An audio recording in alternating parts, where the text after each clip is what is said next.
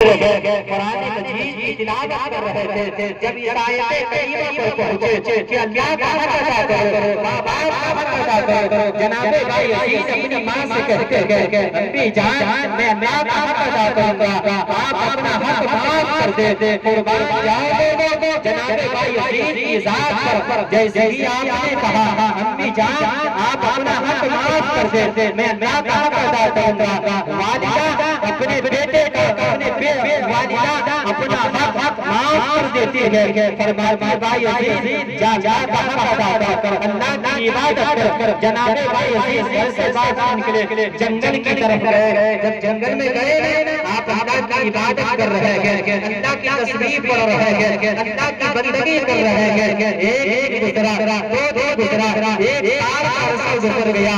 40 سال کا عرصہ گزر گیا، لیکن جناب بھائی عزیز کو اللہ کا دیدار ہوا، اللہ کا جلوہ نظر نہیں آیا، آپ جناب بھائی عزیز روزانہ جنگل بدل لیا کرتے تھے، اللہ اکبر، جب گھر کے قریب ایک جنگل میں پہنچے نا تو دل میں خیال آتا کہ چلو ماں سے مل لیا جائے، ماں سے ملاقات کیا جائے، ماں تو ماں ہوتی ہے، جناب بھائی عزیز جنگل سے باہر نکلے، گھر کی طرف گئے، آپ دروازے سے دستک دیا گیا، اندر سے آواز آتی ہے، بیٹے بھائی عزیز تو آ گیا، دروازہ کھولا گیا، آپ گھر کے اندر داخل ہو گئے، جب گھر کے اندر داخل ہوئے تو آپ نے کیا دیکھا، ماں کی آنکھیں کمزور ہو چکی ہے، ماں کے چہرے پر جھریاں آ گئی ہے، جو جوان ماں باپ کو ستاتا گیا، یاد رکھنا تمہاری کوئی بھی عبادت اللہ کی بارگاہ میں قبول نہیں ہوتی اگر تمہارے ماں باپ ناراض ہے، تمہارے ماں باپ اگر تم سے خفا ہے، انہیں راضی کر لو، انہیں راضی کر لو، اگر وہ راضی ہو گئے تو اللہ بھی راضی ہو جائے گا اور اس کا محبوب تم سے راضی ہو جائے گا، اگر وہ راضی اگر ماں باپ راضی ہو گئے تو اللہ بھی راضی ہوگا، اس کا محبوب بھی راضی ہوگا، جناب بھائی گھر کے اندر داخل، دروازہ کھولا گیا تو آپ نے کیا دیکھا کہ ماں کی آنکھیں کمزور ہو چکی ہیں، چہرے پر جھریاں آ گئی ہیں، گھر کے اندر تشریف لے گئے، ماں پوچھنے لگی بیٹے بھائی عزیز اللہ کا جلوہ نظر آیا، جو بچے ماں باپ سے دعائیں نہیں لیتے، امام صاحب کے پاس جا کر دعائیں لیتے، مزارات پر جا کر دعائیں کرتے، یارو سب سے بڑا پیر دنیا میں کوئی ہے نا تو وہ تمہارے ماں باپ، اللہ کی عبادت اور حضور کی عبادت کے بعد سب سے بڑا فرض یہ ہے کہ آپ ماں باپ کی خدمت کریں، ماں باپ کی خدمت کریں، جناب بھائی عزیز کی والدہ فرماتی بیٹے بھائی عزیز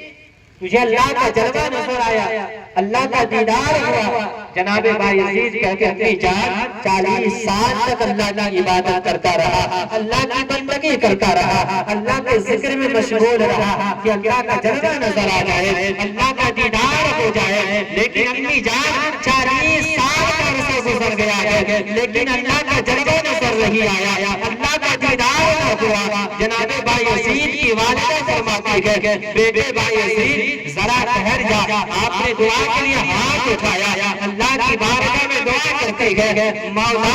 میرے بیٹے بائی عزیز کو تو اپنا جلوہ دکھا دے، تو اپنا دیدار کرا دے، ابھی دعا سے فارغ ہوئی ہے، جناب بائی عزیز سے کہتی ہے بیٹے بائی عزیز آسمان کی طرف دیکھو، آپ نے نظریں اٹھائی آسمان کی طرف دیکھا ہے، جناب بائی عزیز کی والدہ فرماتی ہے بیٹے کیا نظر آ رہا ہے، آپ فرماتے ہیں امی جان عرش معلیٰ دیکھ رہا ہوں، 40 سال تک اللہ کی عبادت کرتے رہے، اللہ کے ذکر کرتے رہے، لیکن اللہ کا جلوہ نظر نہیں آیا، عرش معلیٰ نظر نہیں آیا، لیکن ابھی ماں نے دعا کی ہے، ابھی عرش معلیٰ دیکھ رہے ہیں، آپ کی والدہ فرماتی ہے بیٹے بھائی عزیز زمین کی طرف دیکھو، زمین کی طرف آپ نے دیکھا ہے، آپ فرماتی ہے بیٹے کیا نظر آ رہا ہے، جناب بھائی عزیز کہتے ہیں امی جان پہلو سرا دیکھ رہا ہوں، آپ فرماتی ہے بیٹے دائیں دیکھو، بیٹے سامنے دیکھو، بیٹے بائیں دیکھو، آپ نے نظریں اٹھائی ہے، چاروں طرف دیکھا ہے، کیا نظر آ رہا ہے، جدھر دیکھ ہے اللہ کا جلوہ نظر آ رہا ہے، جدھر دیکھ ہے اللہ کا جلوہ نظر آ رہا ہے، جناب بھائی عزیز سمجھ گئے صرف عبادت کی وجہ سے اللہ کا جلوہ نظر نہیں آتا، جس کے ساتھ ماں باپ کی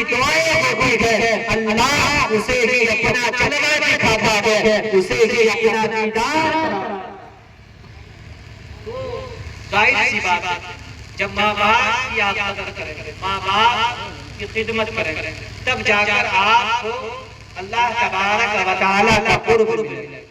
اللہ کا قرب ملنا اتنا آسان نہیں ہے، اتنا آسان نہیں ہے، کیونکہ حضور نے فرمایا نا کہ ایک زمانہ ایسا بھی آئے گا، ایک زمانہ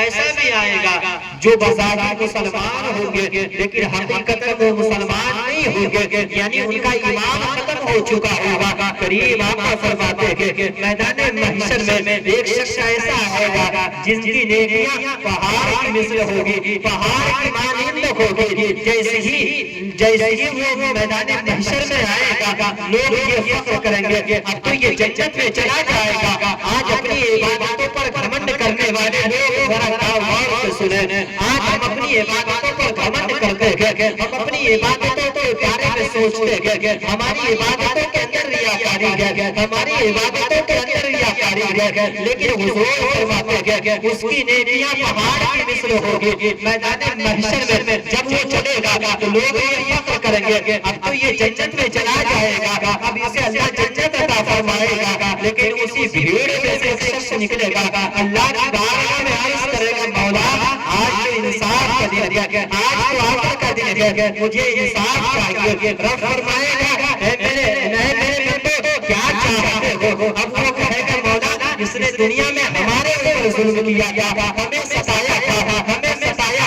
ہمیں ہمارے اوپر ظلم کیا تھا۔ رب فرمائے گا اس کی نیکیاں اسے دے دی جائے گی، یہ بات بگڑے لوگ آئیں گے اس کی نیکیاں چلی جائیں گی، حتی انسان جب ساری نیکیاں ختم ہو جائیں گی اس کے گناہ اس کے نامہ اعمال میں لکھ کر اسے اب جنت میں اندر نہیں بلکہ جہنم میں ڈال دیا جائے گا۔ اس لیے لوگوں جب بھی اللہ کی عبادت کرو تو اس عبادت کے اندر ریاکاری نہ ہو، اس عبادت کے اندر دکھاوا نہ ہو، اللہ کی رضا کے لیے مسجد میں جائیں تو آپ اللہ کی رضا کے لیے نماز پڑھیں، اللہ کی رضا کے لیے قرآن کی تلاوت کریں، اللہ کی خوشنودی کے لیے آپ اللہ کی عبادت کریں۔ قسم خدا کی مسلمانوں یہ فکر اگر تمہارے ذہنوں میں پیدا ہو گیا، اگر یہ فکر تمہارے اندر آ گئی تو قسم خدا کی اللہ کی عزت کی قسم اللہ تبارک و تعالیٰ دونوں جہاں کے اندر تجھے کامیاب اگر یہ فکر آ گئی۔ لیکن آج ہمارے حالات ایسے ایک طرف ہم عبادت کرتے ہیں، ایک چوہا سامنے سے گزر جائے تو ہم نیت توڑ دیتے ہیں، ہم نیت توڑ دیتے ہیں، اگر خون بچ جائے نا تو ہاتھ اٹھا کر ہم موبائل بند کرتے ہیں۔ آج ہمارے حالات پھر کہتے ہیں کہ ہم 40 سال سے نماز پڑھنا ہے، ہماری عبادت میں لذت نہیں ہے، ہماری زبان میں تاثیر نہیں ہے۔ حضور فرماتے ہیں کسی نے سورہ فاتحہ پڑھ کر کسی بیمار کے اوپر پھونک دیا یعنی دم کر دیا، آقا فرماتے ہیں کہ اللہ اسے اس بیماری سے نجات عطا فرما دے۔ سورہ فاتحہ کے اندر یہ تاثیر ہے کہ ایسی زبان چاہیے نا، ایسی زبان چاہیے نا۔